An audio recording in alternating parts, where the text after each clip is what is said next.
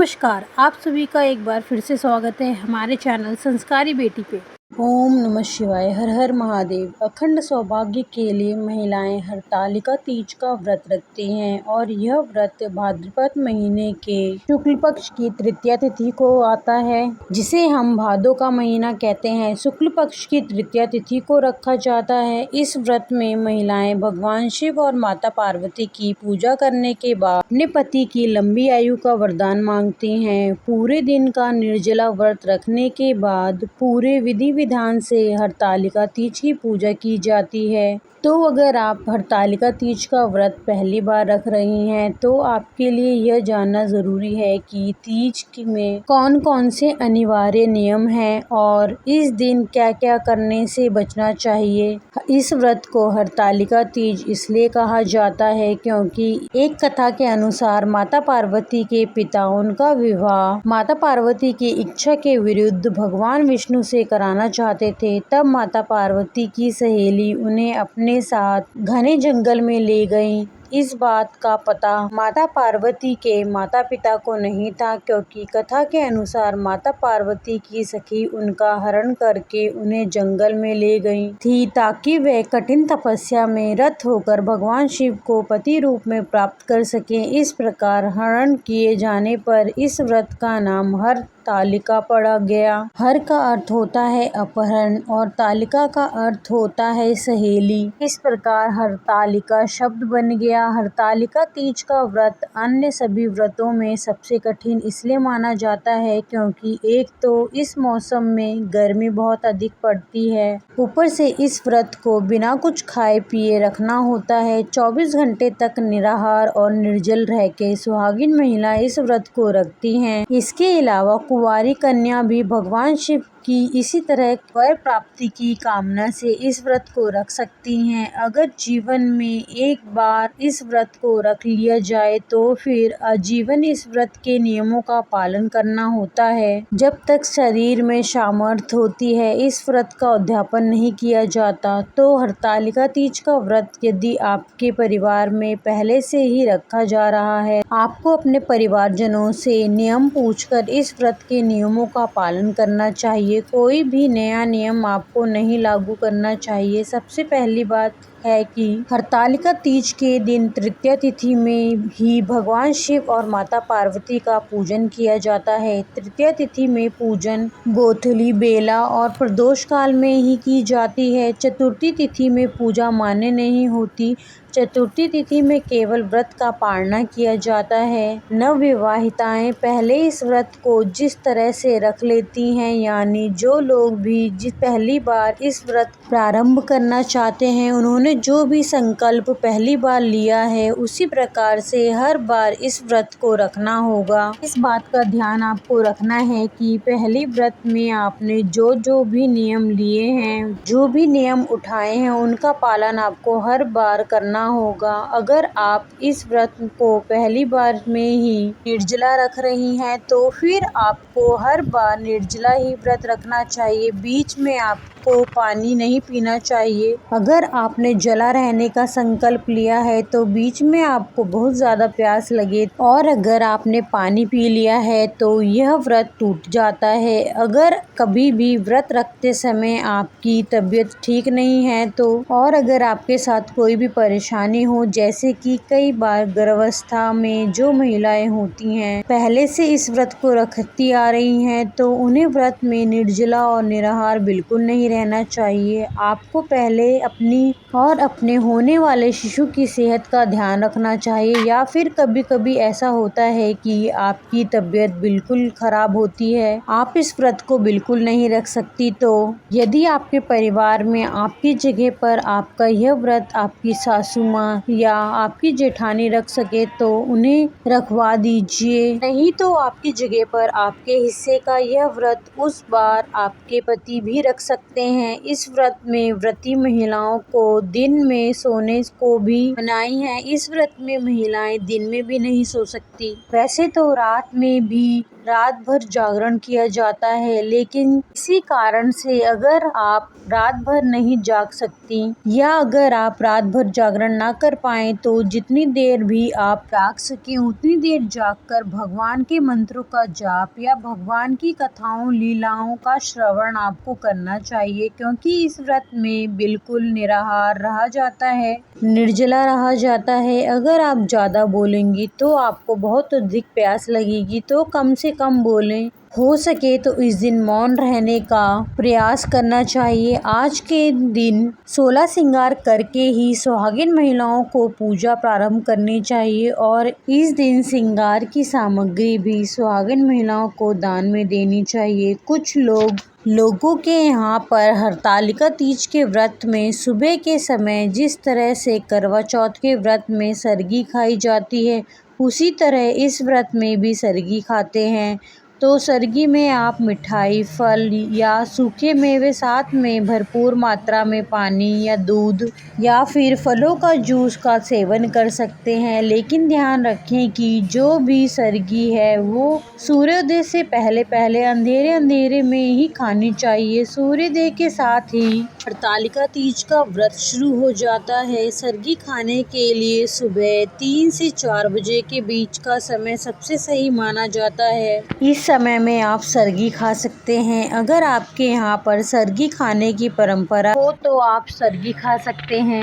अगली बात ये जिसका आपको ध्यान रखना चाहिए कि हरतालिका तीज में पूजा में मिट्टी से बनी माता पार्वती और भगवान शिव की मूर्ति की पूजा की जाती है। इन मूर्तियों की स्थापना दोपहर में कर देते हैं और शाम को सूर्य अस्त के साथ प्रदोष काल में पूजा प्रारंभ की जाती है। सबसे पहले विघ्नहर्ता भगवान गणेश जी की पूजा की जाती है, तो आप भगवान गणेश जी की मूर्ति भी अवश्य बनाएं और अगर आप मिट्टी से मूर्ति ना बना सकें तो आप अपने पास पूरे शिव परिवार की जो भी तस्वीर हो, मूर्ति हो, आप उनकी भी पूजन कर सकते हैं। वैसे तो इस व्रत में गोबर से, हल्दी से या फिर बालू से रेत की मूर्ति बनाकर पूजन का रिवाज है। ऐसी ही परंपरा है क्योंकि कथाओं में ऐसा वर्णन मिलता है कि माता पार्वती ने भी भगवान शिव को प्रसन्न करने के लिए, उनका आशीर्वाद प्राप्त करने के लिए, उन्हें पति के रूप में प्राप्त करने के लिए रेते से, बालू से शिवलिंग बनाकर उनका पूजन किया था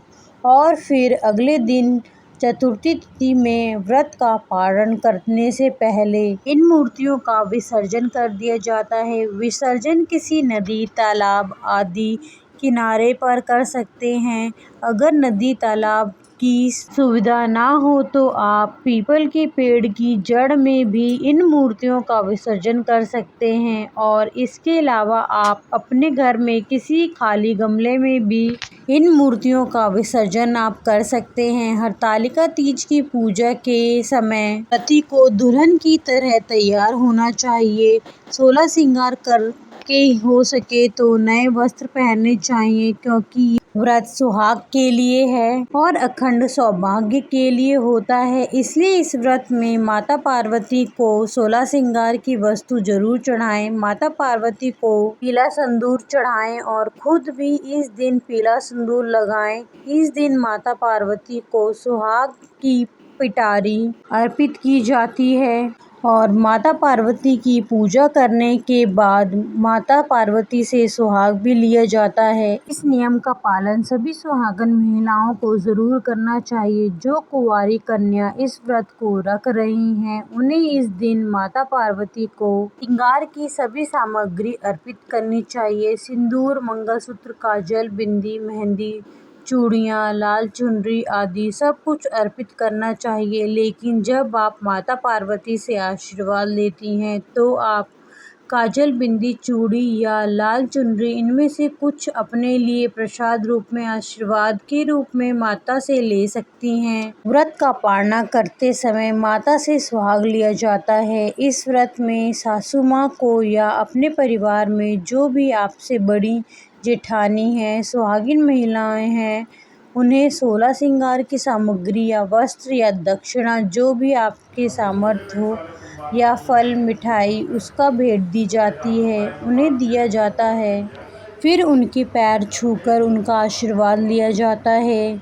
अगर आपके पास सामर्थ्य हो तो आपका बजट हो तो आप नए वस्त्र जोड़ा जो होता हो सर से लेकर पैर तक आप जो भी रख सकते हैं, पूरी साड़ी रख सकते हैं। यदि आपकी सामर्थ्य ना हो तो आप केवल फल और मिठाई भी अपने परिवार में सुहागिन महिलाओं को दे सकते हैं, क्योंकि यह व्रत पति के लिए होता है। परिवार में सुख समृद्धि की कामना से ही भी इस व्रत को रखा जाता है। ऐसे में शाम की पूजा अगर हो सके तो पति के साथ कर सकते हैं या फिर पति को भी आज के दिन कथा का श्रवण करवा सकते हैं। ध्यान रखें कि जब भी आप व्रत का पालना करते हैं उस समय आपको एक बात का ध्यान रखना होता है, क्योंकि आपने इस व्रत को 24 घंटे तक निर्जला रहकर रखा है। ऐसे में आपके शरीर में पानी की बहुत सी कमी हो जाती है।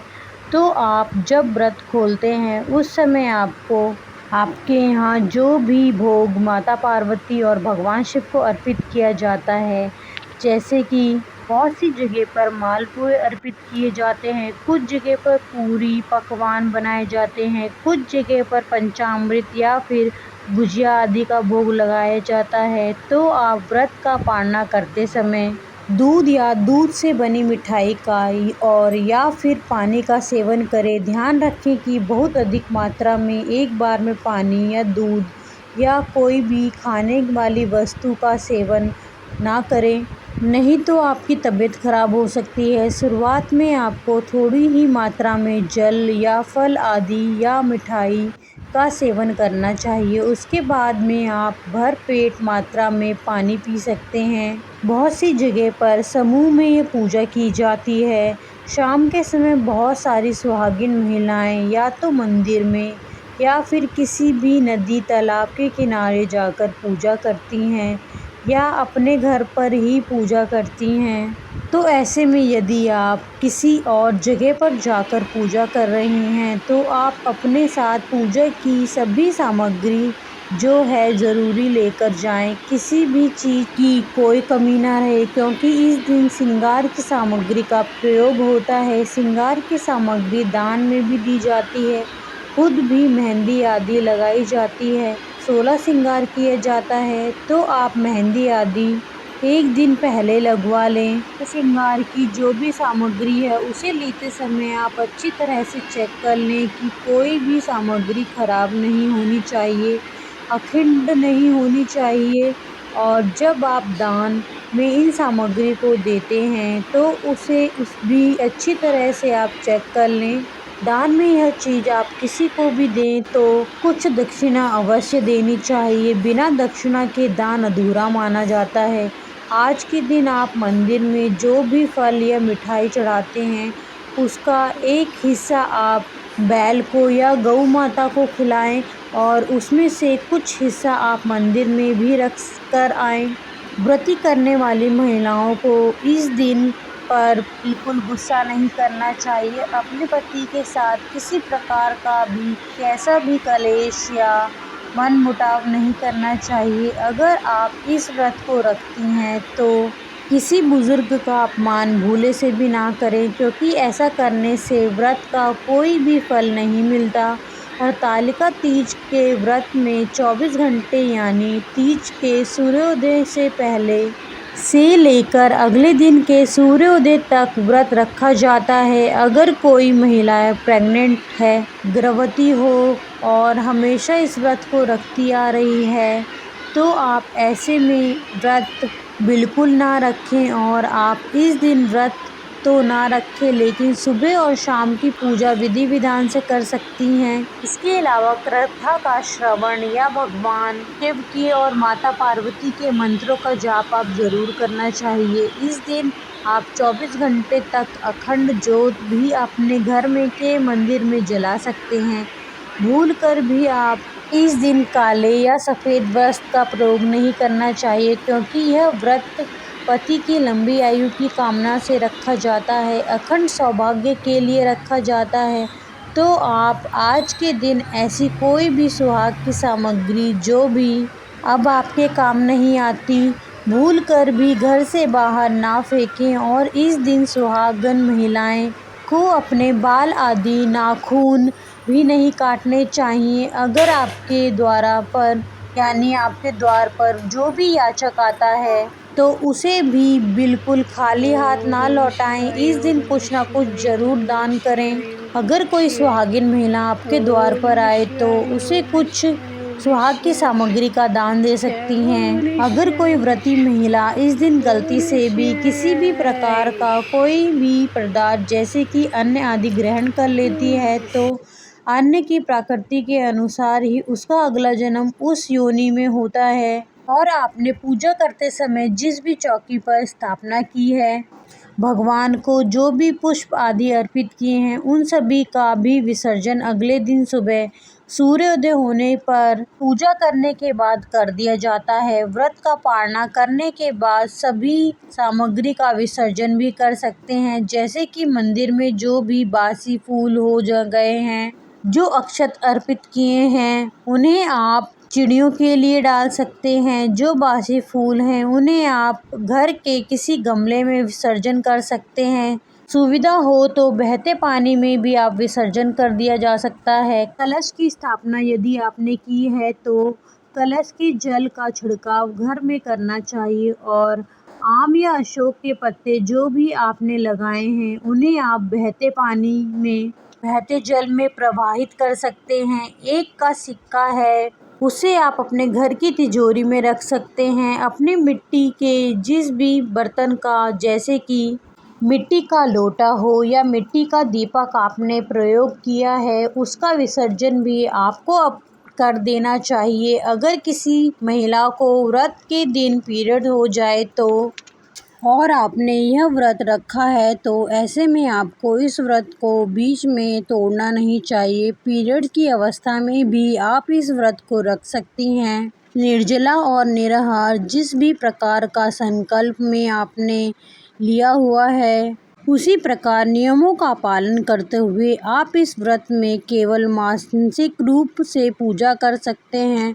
खुद से किसी भी पूजा सामग्री को ना छुएं, खुद से भोग तैयार ना करें। आप भोग अपने घर में किसी भी पारिवारिक सदस्य से तैयार करवा सकती हैं, पूजा किसी और से करवा सकते हैं और आप मंत्रों का जाप या कथा का श्रवण कर सकते हैं।